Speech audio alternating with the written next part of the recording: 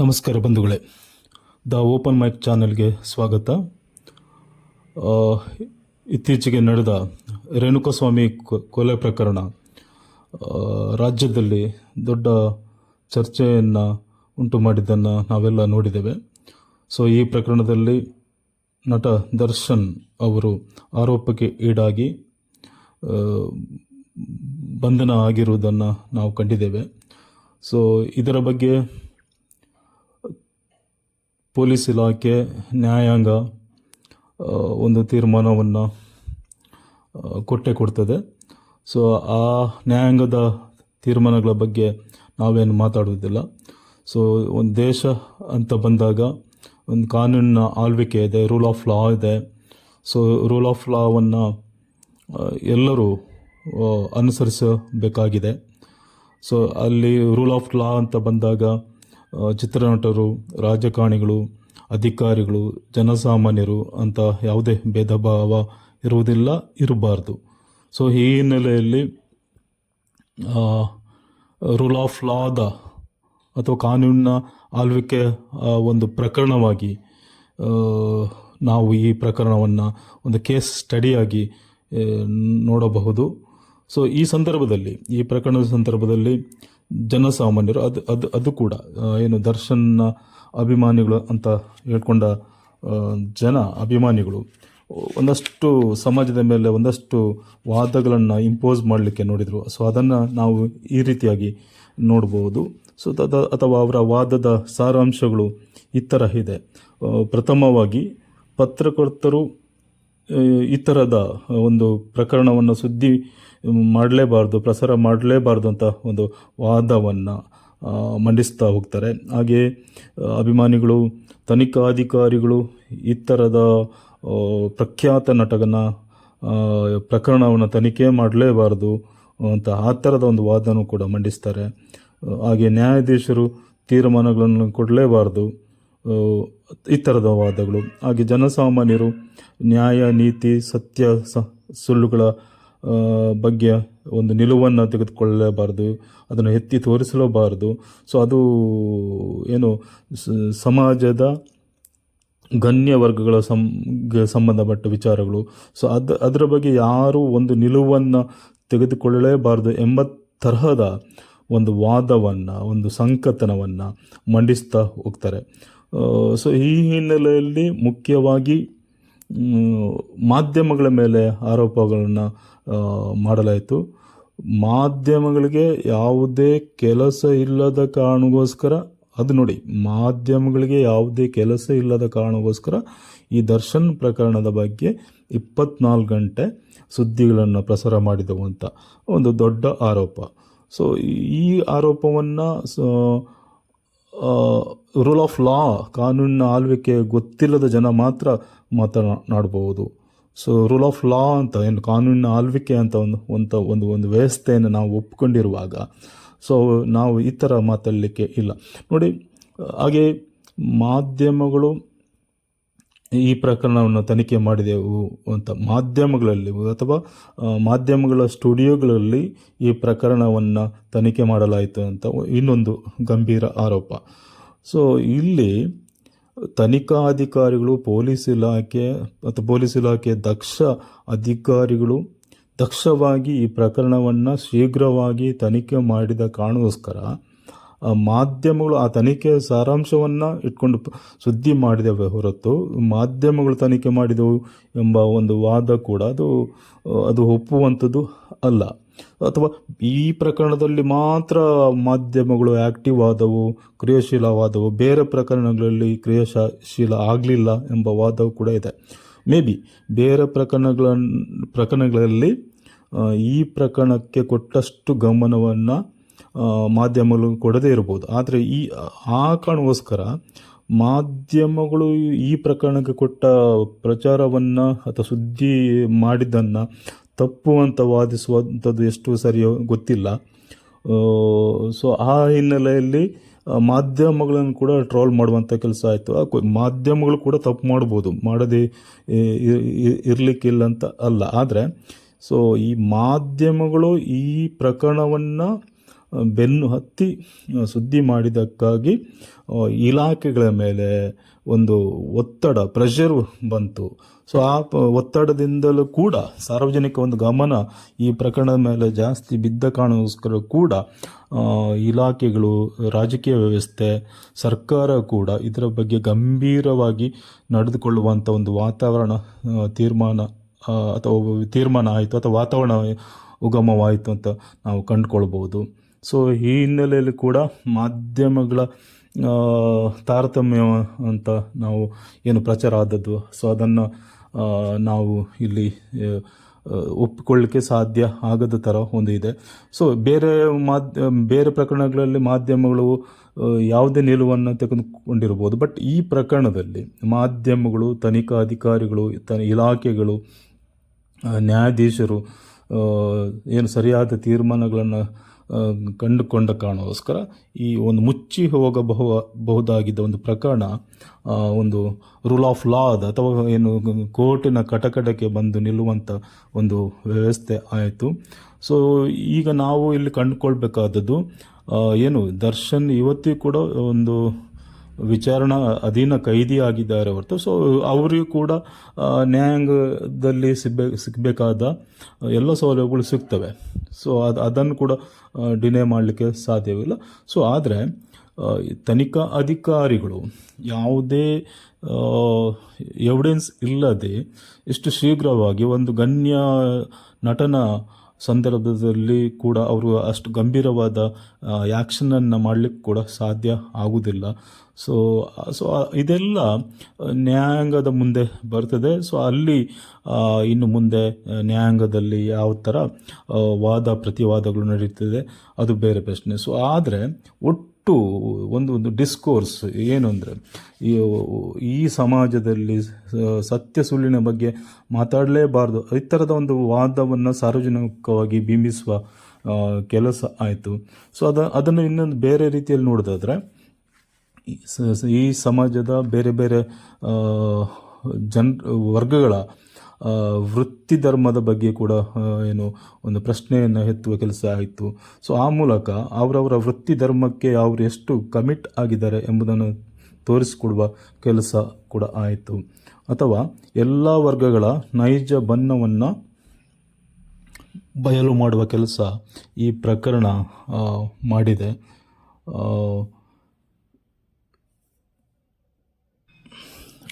ಅದರಲ್ಲೂ ಕನ್ನಡ ಚಿತ್ರರಂಗದ ಕಡೆಯಿಂದ ಬಂದಿರುವ ಪ್ರತಿಕ್ರಿಯೆಗಳು ತುಂಬ ವಿಚಿತ್ರವಾಗಿವೆ. ರೇಣುಕಾಸ್ವಾಮಿಯ ಹೆಂಡತಿಯ ಬಗ್ಗೆ ನಮಗೆ ತುಂಬ ಅನುಕಂಪವಿದೆ. ಆದರೆ ದರ್ಶನ್ ತಪ್ಪು ಮಾಡಿದಾರೋ ಇಲ್ವೋ ಅಂತ ಯಾರಿಗೂ ಗೊತ್ತಿಲ್ಲ. ಅವರು ತಪ್ಪು ಮಾಡುವವರು ಕೂಡ ಅಲ್ಲ. ರೇಣುಕಾಸ್ವಾಮಿಯದ್ದೇ ತಪ್ಪು. ಅವನು ಯಾಕೆ ಅಶ್ಲೀಲವಾಗಿ ಮೆಸೇಜ್ ಮಾಡಬೇಕು? ಈಗಿರುವಾಗ ಇಷ್ಟೆಲ್ಲ ಘಟನೆಗಳು ಆಗಲು ರೇಣುಕಾಸ್ವಾಮಿಯೇ ಕಾರಣ. ಆದ್ದರಿಂದ ರೇಣುಕಾಸ್ವಾಮಿಯ ಬಗ್ಗೆ ಮಾಧ್ಯಮಗಳು ಯಾಕೆ ಇಷ್ಟು ಅನುಕಂಪವನ್ನು ತೋರಿಸ್ತಾ ಇವೆ? ಆದ್ದರಿಂದ ಇಲ್ಲಿ ಮಾಧ್ಯಮಗಳು ತಾರತಮ್ಯ ಮಾಡ್ತಾ ಇವೆ. ಮಾಧ್ಯಮಗಳ ತಾರತಮ್ಯದ ನೀತಿಯಿಂದ ಈ ಪ್ರಕರಣವನ್ನು ಅವುಗಳೇ ವಿಚಾರಣೆ ನಡೆಸ್ತೇವೆ. ಇದು ತಪ್ಪು. ಆದ್ದರಿಂದ ದರ್ಶನ್ ತಪ್ಪು ಮಾಡಿದರೋ ಅಥವಾ ಇಲ್ಲವೋ ಎಂಬುದು ಮಾಧ್ಯಮಗಳಿಗೂ ಗೊತ್ತಿಲ್ಲ, ನಮಗೂ ಗೊತ್ತಿಲ್ಲ. ಮಾಧ್ಯಮಗಳು ಊಹಾಪೋಹದ ಏನು ಸುದ್ದಿಯನ್ನು ಮಾಡ್ತಾ ಇವೆ. ಆದ್ದರಿಂದ ದರ್ಶನ್ ಆರೋಪಿ ಮಾತ್ರ. ರೇಣುಕಾಸ್ವಾಮಿ ಕುಟುಂಬಕ್ಕೆ ನಮ್ಮ ಅನುಕಂಪವಿದೆ, ಆದರೆ ನಾವು ಮಾತ್ರ ದರ್ಶನ್ ಜೊತೆಗೆ ನಿಲ್ಲುತ್ತೇವೆ. ಹೀಗೆ ಒಂದು ವಿಚಿತ್ರವಾದ ವಾದವನ್ನು ಮುಂದಿಡಲಾಗಿದೆ. ಈ ವಾದದ ಗುರಿ ಸ್ಪಷ್ಟವಿದೆ. ಬಲಿಪಶು ಯಾರಿದ್ದಾರೆ ಅವನನ್ನೇ ತಪ್ಪುಗಾರ ಎಂಬುದಾಗಿ ತೀರ್ಪು ಕೊಡುವಂಥದ್ದು ಆಗಿದೆ. ಸೊ ಕಾನೂನಿನ ಆಳ್ವಿಕೆ ಮತ್ತು ನ್ಯಾಯಾಂಗದ ಬಗ್ಗೆ ಕನಿಷ್ಠ ಜ್ಞಾನ ಇರುವವರು ಕೂಡ ಯಾರು ಕೂಡ ಈ ಥರ ಒಂದು ವಾದವನ್ನು ಮಂಡಿಸಲಿಕ್ಕೆ ಸಾಧ್ಯವಿಲ್ಲ. ಹಾಗೆ ರೂಲ್ ಆಫ್ ಲಾದ ಒಂದು ತತ್ವ ಏನೆಂದರೆ, ಸಾಮಾನ್ಯ ತತ್ವ, ನೈಸರ್ಗಿಕ ತತ್ವ ಏನೆಂದರೆ, ಯಾರೋ ಒಬ್ಬ ಕೊಲೆ ಮಾಡಿದ್ದಾನೆ ಎಂಬ ಕಾರಣಕ್ಕೋಸ್ಕರ ಜನಸಾಮಾನ್ಯರಿಗೆ ಅದಕ್ಕೆ ಪ್ರತಿಯಾಗಿ ಕೊಲೆ ಮಾಡುವ ಅಧಿಕಾರ ಇಲ್ಲ. ಸೊ ಅಥವಾ ಪನಿಷ್ಮೆಂಟನ್ನು ಕೊಡುವ ಅಧಿಕಾರ ಇಲ್ಲ.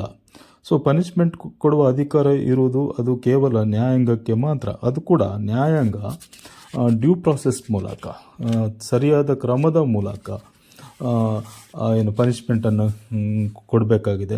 ಸೊ ಇಲ್ಲಿ ಡ್ಯೂ ಪ್ರಾಸೆಸ್ ಅಂದರೆ ಏನು, ಸರಿಯಾದ ಕ್ರಮ ಅಂದರೆ ಏನು?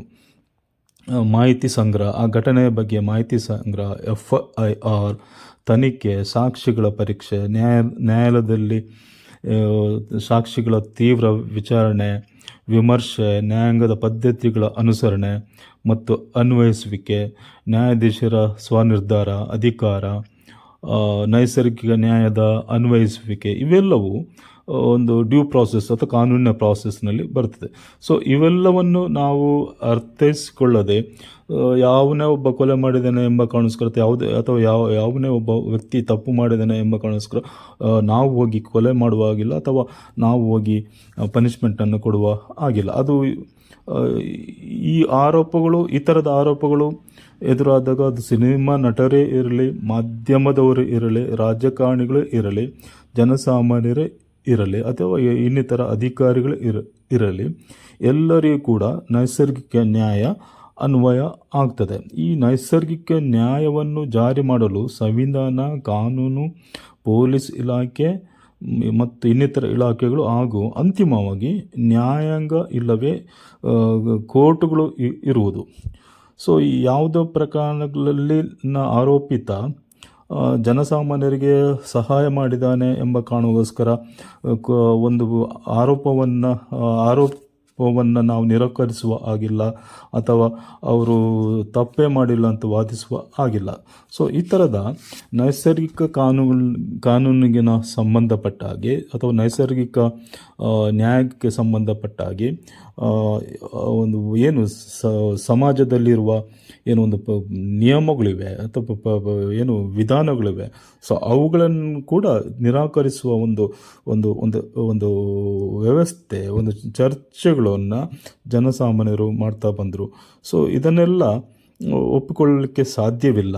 ಸೊ ಇಂಡಿಯಾದ ಸಂದರ್ಭದಲ್ಲಿ ಅಥವಾ ಒಂದು ದೇಶವಾಗಿ ಸಂವಿಧಾನವನ್ನು ನಾವು ಒಪ್ಪಿಕೊಂಡಿರುವಾಗ ಎಲ್ಲರೂ ಕೂಡ ಒಂದು ಕಾನೂನಿನ ಅಡಿಯಲ್ಲಿ ಬರ್ತಾರೆ. ಅದು ಜನಸಾಮಾನ್ಯರಿರಲಿ, ರಾಜಕಾರಣಿಗಳಿರಲಿ, ಇನ್ನಿತರ ಅಧಿಕಾರಿಗಳಿರಲಿ, ಎಲ್ಲರಿಗೂ ಕೂಡ ನ್ಯಾಯಾಂಗದ ರಕ್ಷಣೆ ಇದೆ. ಸೊ ನ್ಯಾಯಾಂಗದ ರಕ್ಷಣೆಯನ್ನು ಅಥವಾ ನ್ಯಾಯದ ರಕ್ಷಣೆಯನ್ನು ಅಥವಾ ಕಾನೂನಿನ ರಕ್ಷಣೆಯನ್ನು ನಾವು ಕೋರ್ಟಿಗೆ ಹೋಗಿ ಪಡೆದುಕೊಳ್ಳಬೇಕೇ ಹೊರತು ಬೇರೆ ಎಲ್ಲಿ ಕೂಡ ಅದನ್ನು ಪಡ್ಕೊಳ್ಳಿಕ್ಕೆ ಸಾಧ್ಯವಿಲ್ಲ.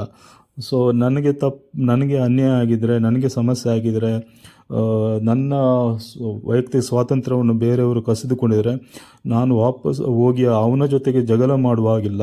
ನಾನು ಅದನ್ನು ಕಾನೂನಿನ ರೂಪದಲ್ಲಿ, ಕಾನೂನಿನ ಕ್ರಮದಲ್ಲಿ, ನ್ಯಾಯಾಂಗದ ಕ್ರಮದಲ್ಲಿ ಅವನ ತಪ್ಪನ್ನು ನಾನು ಅವನಿಗೆ ಮನವರಿಕೆ ಮಾಡಿಸಿ ಅದು ಕೂಡ ನ್ಯಾಯಾಂಗದ ಮೂಲಕ ಅವನಿಗೆ ಶಿಕ್ಷೆಯನ್ನು ಕೊಡಿಸುವ ಒಂದು ವ್ಯವಸ್ಥೆಯನ್ನು ಒಂದು ದೇಶವಾಗಿ, ಒಂದು ಸಮಾಜವಾಗಿ, ಒಂದು ರಾಜಕಾರಣ ವ್ಯವಸ್ಥೆಯಾಗಿ ಈ ದೇಶ ಒಪ್ಪಿಕೊಂಡಿದೆ. ಸೊ ಇಂಥ ಸಂದರ್ಭದಲ್ಲಿ ಯಾರೇ ತಪ್ಪು ಮಾಡಿರಲಿ ಅವರನ್ನು ಬಂಧಿಸುವಾಗ ಅದು ಆ ಬಂಧನವೇ ತಪ್ಪು, ಅವರ ಮೇಲೆ ಅದು ಸಂಚು, ಇನ್ನಿತರ ವಾದಗಳನ್ನು ಮಂಡಿಸುವುದು ಎಷ್ಟೋ ಸರಿ ಅಂತ ಕಾಣಿಸೋದಿಲ್ಲ. ಇನ್ ಕೇಸ್ ಆ ಥರದ ಸಂಚುಗಳಿದ್ದರೂ ಕೂಡ ಅದನ್ನು ತೀರ್ಮಾನ ಮಾಡುವಂಥದ್ದು ನ್ಯಾಯಾಲಯ, ಕೋರ್ಟು ಮಾಡಿಯೇ ಮಾಡ್ತದೆ. ಸೊ ಆ ಕಾನೂನಿನ ಸ್ವಾತಂತ್ರ್ಯ, ಕಾನೂನಿನ ಸೌಲಭ್ಯ ಕೂಡ ಅಂಥವರಿಗೆ ಲಭ್ಯ ಇದೆ. ಸೊ ಆ ಮೂಲಕ ಅದನ್ನು ನಾವು ಕೋರ್ಟಿನಲ್ಲಿ ವಾದಿಸ್ಬೋದು. ಸೊ ಆದರೆ ಒಂದು ಈ ಥರದ ಒಂದು ಆರೋಪಗಳು ಬಂದಾಗ ಅದನ್ನು ಡಿನೈ ಮಾಡುವಂಥದ್ದು, ಅದು ಇಲ್ಲ ಅಂತ ಅದನ್ನು ನುಣುಚಿಕೊಳ್ಳುವಂಥದ್ದು ಅದು ಸಾಧ್ಯವೇ ಇಲ್ಲ. ಸೊ ಕೋರ್ಟಿನ ಮೂಲಕ, ಕಾನೂನಿನ ವ್ಯಾಪ್ತಿಯ ಮೂಲಕ, ಕಾನೂನಿನ ವ್ಯವಸ್ಥೆಯ ಮೂಲಕ ನಾವು ಆ ಆರೋಪದಿಂದ ಹೊರಬರ್ಬೋದು. ಅದು ಕೂಡ ಅದು ಸಾಧ್ಯವಿದೆ. ಸೊ ಈ ಥರದ ಒಂದು ಕಾನೂನಿನ ಆಳ್ವಿಕೆಯ ಬಗ್ಗೆ ಜನಸಾಮಾನ್ಯರು ಕೇವಲವಾಗಿ ನಡೆದುಕೊಳ್ಳುವುದನ್ನು ನೋಡಿದರೆ ಈ ಸಮಾಜ ಯಾವ ಕಡೆಗೆ ಸಾಗ್ತಾ ಇದೆ ಎಂಬುದು ಕೂಡ ಎಲ್ಲರಿಗೂ ಕೂಡ ಒಂದು ಕನ್ಸರ್ನ್ ಆಗಿರುವ ಅಥವಾ ಒಂದು ಗಂಭೀರವಾದ ಆತಂಕವನ್ನು ಉಂಟು ಮಾಡ್ತದೆ. ಜನಸಾಮಾನ್ಯರಿಗೆ ಅಭಿಮಾನದ ಹೆಸರಿನಲ್ಲಿ ಕಾನೂನು, ಸಂವಿಧಾನ, ಇನ್ನಿತರ ವ್ಯವಸ್ಥೆ ಬಗ್ಗೆ ಕಿಂಚಿತ್ತು ಯಾರದೋ ಅಭಿಮಾನದ ಹೆಸರಿನಲ್ಲಿ ಈ ದೇಶ ಒಪ್ಪಿಕೊಂಡಿರುವ ಕಾನೂನಿನ ಆಡಳಿತ ಮತ್ತು ನ್ಯಾಯಾಂಗದ ವ್ಯವಸ್ಥೆಯನ್ನು ತಿರಸ್ಕಾರ ಮಾಡುವಾಗಿಲ್ಲ.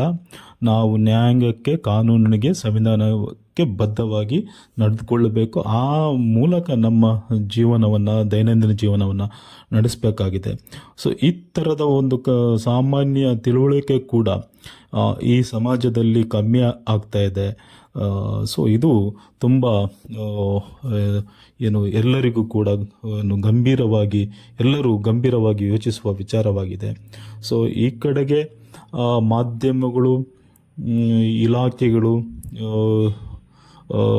ರಾಜಕೀಯ ವ್ಯವಸ್ಥೆ ಯೋಚನೆ ಮಾಡಬೇಕಾಗಿದೆ. ಸೊ ಇಲ್ಲಿ ಅದರಲ್ಲಿ ಕೂಡ ಕಾನೂನಿನ ಸಾಮಾನ್ಯ ಪರಿಜ್ಞಾನ, ಸಂವಿಧಾನದ ಸಾಮಾನ್ಯ ಪರಿಜ್ಞಾನ ಜನಸಾಮಾನ್ಯರಿಗೆ ಇಲ್ಲ ಎಂಬುದು ಗೊತ್ತಾಗ್ತಾ ಇದೆ.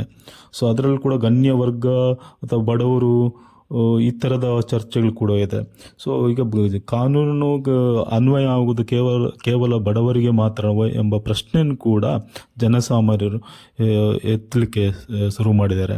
ಸೊ ಅಂದರೆ ಇಲ್ಲಿ ಇರುವಂಥದ್ದು ಗಣ್ಯ ವರ್ಗ ಅಥವಾ ರಾಜಕಾರಣಿಗಳು ಅಥವಾ ಇನ್ನಿತರ ಸಮಾಜದ ಗಣ್ಯ ವರ್ಗದವರಿಗೆ ಸಾಮಾನ್ಯವಾದ ಕಾನೂನುಗಳು ಅಪ್ಲೈ ಆಗುವುದಿಲ್ವೋ, ಅನ್ವಯಿಸುವುದಿಲ್ವೋ. ಸೊ ಅವರ ಕಡೆಯಿಂದ ಏನು ತಪ್ಪು ಆಗಿದ್ರು ಕೂಡ ಅದಕ್ಕೆ ರಿಯಾಯಿತಿಯನ್ನು ಕೊಡಬೇಕು ಎಂಬ ವಾದವನ್ನು ಅದು ಕೂಡ ಜನಸಾಮಾನ್ಯರ ಮೂಲಕ ಮಾಡಿಸುವಂಥದ್ದು ತುಂಬ ಗಂಭೀರವಾದ ವಿಚಾರವಾಗಿದೆ. ಸೊ ಈ ಕಡೆಗೆ ಮಾಧ್ಯಮಗಳು ಒಂದಷ್ಟು ಎಚ್ಚೆತ್ತುಕೊಂಡು ಮಾತನಾಡಬೇಕಾಗಿದೆ. ಜನಸಾಮಾನ್ಯರಿಗೆ ಕನಿಷ್ಠ ಕಾನೂನಿನ ಅರಿವನ್ನು ಅಥವಾ ನೈಸರ್ಗಿಕ ಕಾನೂನಿನ ಅರಿವನ್ನು ಉಂಟು ಮಾಡಬೇಕಾಗಿದೆ. ಸೊ ಈ ಹಿನ್ನೆಲೆಯಲ್ಲಿ ಮಾಧ್ಯಮಗಳು ಒಂದಷ್ಟು ಕೆಲಸ ಮಾಡಿವೆ, ಇಲಾಖೆಗಳು ಕೆಲಸ ಮಾಡಿವೆ. ಸೊ ಈ ಥರ ಏನೇ ಇದ್ದರೂ ಕೂಡ ದರ್ಶನ್ಗೆ ಏನೋ ಅನ್ಯಾಯ ಆಗಿದ್ರು ಕೂಡ ಅಥವಾ ಸೊ ಅವರಿಗೆ ಸರಿಯಾದ ನ್ಯಾಯವನ್ನು ಪಡೀಲಿಕ್ಕೆ ಕೋರ್ಟು, ನ್ಯಾಯಾಂಗದ ವ್ಯವಸ್ಥೆ ಇದ್ದೇ ಇದೆ.